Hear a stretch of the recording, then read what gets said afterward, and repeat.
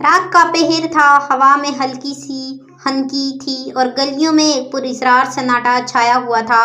رمضان کی یہ خاص رات تھی جب سحری کے لیے لوگ جاگ رہے تھے، مگر باہر کی گلیاں سنسان اور خاموش تھیں۔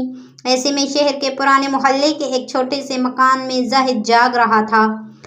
وہ ہر روز وقت سے پہلے اٹھتا، تہجد پڑھتا اور پھر سحری کی تیاری کرتا، مگر آج کی رات کچھ عجیب سی محسوس ہو رہی تھی، جیسے ہوا میں کوئی انجان سرگوشی ہو، جیسے وقت اپنی رفتار بدل رہا ہو۔ سحری کا وقت قریب تھا جب دروازے پر ہلکی سی دستک ہوئی۔ زاہد نے چونک کر دروازے کی طرف دیکھا۔ اس وقت کون آ سکتا تھا؟ رات کے آخری پہر، جب سب اپنے گھروں میں مصروف ہوتے ہیں، کسی کا یوں دروازہ کھٹکانا معمول کی بات نہیں تھی۔ زاہد نے پہلے تو نظر انداز کیا، مگر چند لمحوں بعد دستک دوبارہ ہوئی۔ اس بار کچھ زیادہ زور سے، دل میں ہلکی سی گھبراہٹ ہوئی، مگر تجسس غالب آ گیا۔ وہ آہستہ آہستہ دروازے تک پہنچا اور دبے لہجے میں پوچھا، کون ہے؟ اب کی بار دستک تیز اور مضبوط تھی، جیسے کوئی بے حد ضروری بات کرنا چاہتا ہو۔ زاہد نے گہری سانس لی، خود کو حوصلہ دیا اور دھیرے سے دروازہ کھولا۔ دروازہ کھلتے ہی ایک لمبا قداور شخص سامنے کھڑا تھا۔ وہ پرانے مگر صاف ستھرے کپڑے پہنے ہوئے تھا، سر پر ایک پوشیدہ سی ٹوپی تھی اور اس کی آنکھوں میں ایک عجیب سی روشنی تھی۔ چہرہ دھندلے سائے میں چھپا ہوا تھا، مگر زاہد کو یوں محسوس ہوا جیسے وہ آنکھیں کسی گہری حقیقت سے واقف ہوں۔ السلام علیکم بھائی، میں مسافر ہوں اور بہت بھوکا ہوں، کیا آپ کے پاس کچھ کھانے کو مل سکتا ہے؟ اجنبی نے نرم مگر پراسرار آواز میں کہا۔ زاہد نے ایک لمحے کے لیے اس شخص کو غور سے دیکھا۔ رمضان کا مہینہ تھا، بھوکے کو کھانا کھلانا نیکی سمجھا جاتا تھا، مگر رات کے اس پہر کسی اجنبی کو دروازے پر دیکھ کر بے اختیار ایک عجیب سا احساس پیدا ہو رہا تھا۔ پھر بھی زاہد نے اندر جا کر دسترخوان پر رکھا ہوا کھانا اس کے سامنے کر دیا۔ اجنبی نے شکریہ ادا کیا اور کھانے لگا، مگر زاہد کو یوں لگا جیسے وہ ضرورت سے زیادہ آہستہ آہستہ کھا رہا ہو، جیسے کسی گہری سوچ میں ہو۔ کچھ دیر بعد زاہد نے سوال کیا، آپ کہاں سے آ رہے ہیں؟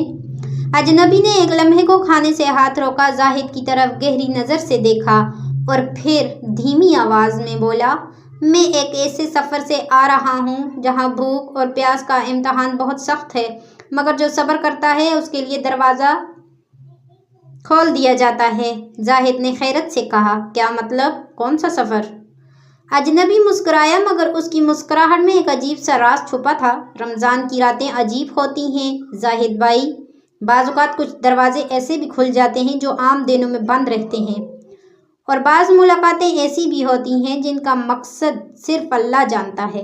یہ کہہ کر اجنبی نے کھانے کے چند نوالے لیے، پانی پیا اور پھر اپنی جیب سے ایک چھوٹی سی چمکدار چیز نکال کر زاہد کے ہاتھ پر رکھ دی۔ یہ کیا ہے؟ زاہد نے حیرت سے پوچھا۔ یہ ایک نشانی ہے، یاد رکھنا ہر نیکی کا بدلہ ضرور ملتا ہے۔ اتنا کہہ کر اجنبی اٹھا اور دروازے کی طرف بڑھا۔ زاہد نے ایک لمحے کے لیے سوچا کہ اس شخص سے مزید سوال کرے، مگر جیسے ہی اس نے دروازے سے باہر جھانکا، باہر کوئی نہیں تھا۔ گلی سنسان تھی، کوئی نشان تک نہیں تھا، جیسے وہ شخص ہوا میں تحلیل ہو گیا ہو۔ زاہد نے ہاتھ میں موجود چمکدار چیز کو غور سے دیکھا۔ وہ ایک چھوٹا سا چاندی کا سکہ تھا، جس پر عربی میں کچھ الفاظ لکھے تھے، صبر کرنے والوں کے لیے جنت کے دروازے کھلے ہیں۔ زاہد کی ریڑھ کی ہڈی میں ایک سرد لہر دوڑ گئی۔ یہ شخص کون تھا؟ کیا یہ کوئی آزمائش تھی؟ کیا یہ کوئی نیک روح تھی یا کوئی اور مخلوق؟ رمضان کی رات تھی اور زاہد کو یوں محسوس ہو رہا تھا جیسے آسمان کے کسی دروازے سے ابھی بھی روشنی جھانک رہی ہو۔ اگر ہماری ویڈیو پسند آئے تو پلیز ویڈیو کو لائک شیئر ضرور کریں اور ہمارے چینل کو سبسکرائب ضرور کریں۔